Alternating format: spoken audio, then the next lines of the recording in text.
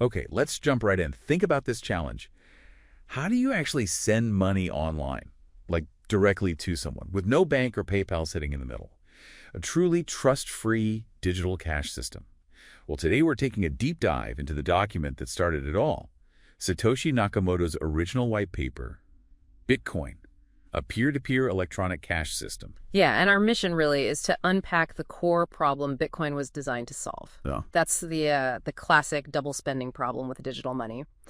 And maybe more importantly, how the paper proposed to fix it without needing a trusted third party, like a bank. Right. And just to be clear, our whole discussion today, it's guided exclusively by this original paper. Yeah. So the paper kicks off by looking at how we usually pay online. It's all based on financial institutions, right? Banks, credit card companies. But Satoshi points out the weaknesses there.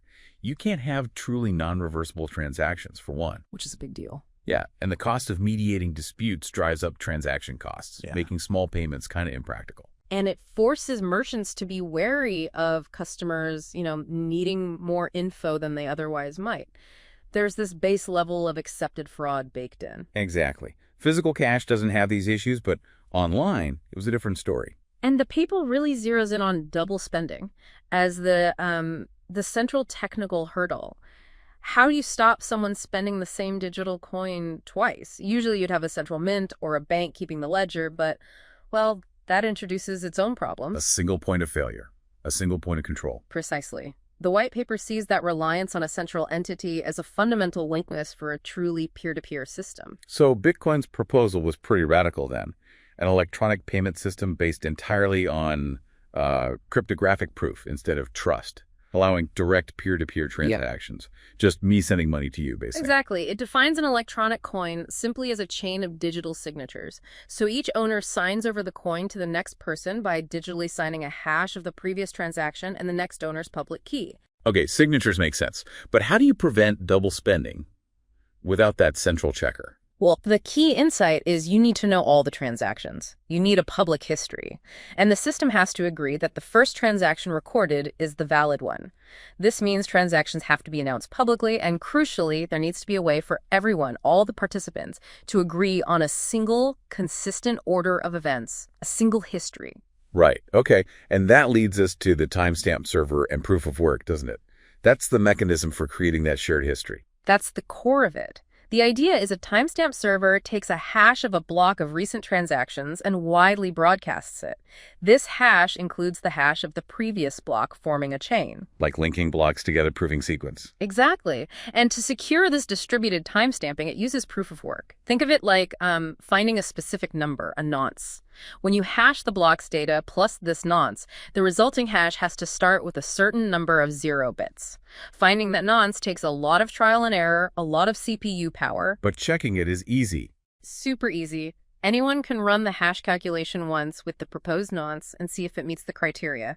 It takes tons of effort to find, but it's trivial to verify. And that difficulty, that expended CPU effort, is the security. That's the key. Yeah. Once that computational work is done for a block, you can't change anything in that block without redoing all that work. And not just that block's work, right? No, you'd have to redo the work for all the blocks that came after it, too. This creates what the paper calls a one CPU, one vote system. The majority decision, the valid history, is represented by the longest chain. Longest meaning the one with the most proof of work, the most accumulated effort. Precisely. So for an attacker to change a past transaction, they'd need to redo the proof of work for that block and all subsequent blocks, and then catch up and overtake the chain built by the honest nodes. Which gets harder and harder the deeper the transaction is buried. Exponentially harder.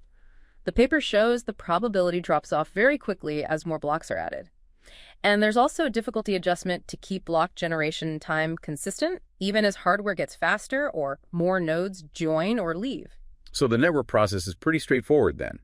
Transactions get broadcast. Nodes collect them into a candidate block. They race to find the proof of work. Then broadcast their solved block. And other nodes accept it only if it's valid and builds on the longest chain they know. Right. And there's a built-in incentive for nodes to actually do this work. The block reward. Exactly. The first transaction in any new block is special. It creates new coins out of thin air awarded to the creator of that block, like gold miners finding new gold.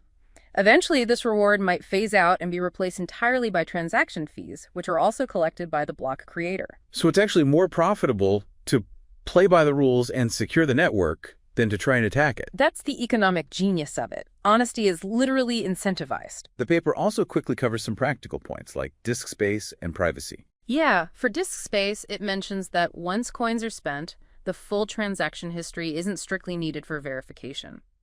You can use something called Merkle trees to compact old transactions within blocks, saving space while still maintaining security. And privacy. It's not totally anonymous, is it? No, it's pseudonymous. Public keys are anonymous. You don't necessarily know who owns which key, but all transactions are public on the ledger. Like seeing trades on a stock exchange ticker, but not knowing the traders' names. Kind of like that, yeah. The paper suggests using a new key pair for each transaction to maximize privacy, though it notes that transactions with multiple inputs can still sometimes reveal links to a common owner. So putting it all together, Bitcoin's solution described in this paper is pretty elegant. It uses digital signatures, a peer-to-peer network, and this proof-of-work concept. To build an electronic cash system that cuts out the middleman, avoids the need for trust, and really tackles that double spending problem head on. A really foundational piece of work. Absolutely. And maybe a final thought to leave you with. This whole system relies on one key assumption that honest nodes collectively have more CPU power than any group of attackers working together. So the question is, what could potentially challenge that assumption down the road, and how might the system need to evolve if that balance changes?